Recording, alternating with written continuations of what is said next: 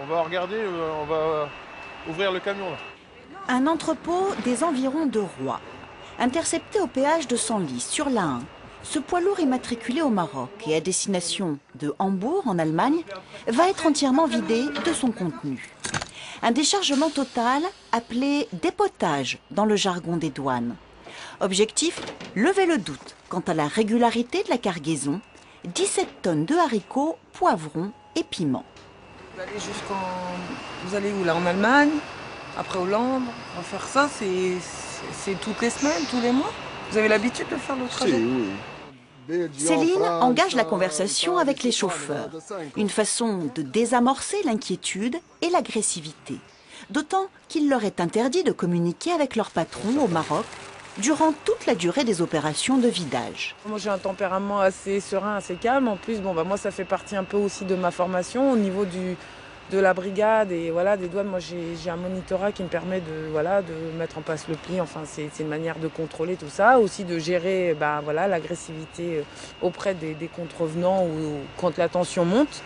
Et puis des fois le côté féminin apporte sur certains contrevenants le fait d'être interpellé, avoir un autre regard, ça adoucit un peu. Et puis finalement ça a bien descendu la pression, on a pu discuter et répondre facilement aux questions.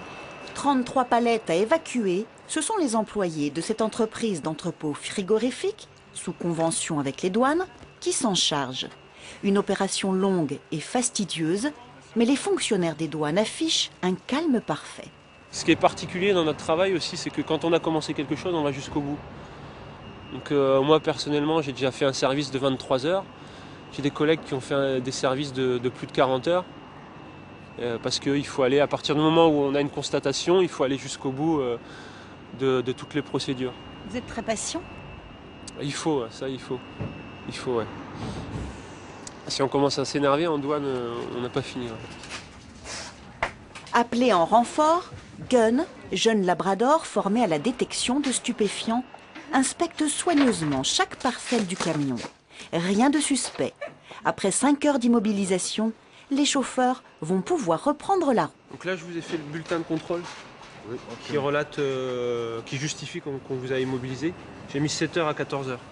La mission de la douane, elle est un peu antagoniste parce qu'on doit à la fois faciliter les échanges, les fluidifier, donc aider les entreprises, ça c'est un peu le boulot des bureaux de douane, les conseiller, donc faire que les échanges soient le plus rapides possible. En même temps, on doit les contrôler et donc les freiner. Et on doit jongler avec ça, quoi. Dépotage et levée de doute terminée. Près de 5 heures d'une fouille qui n'a rien donné. Cette fois-ci en tout cas.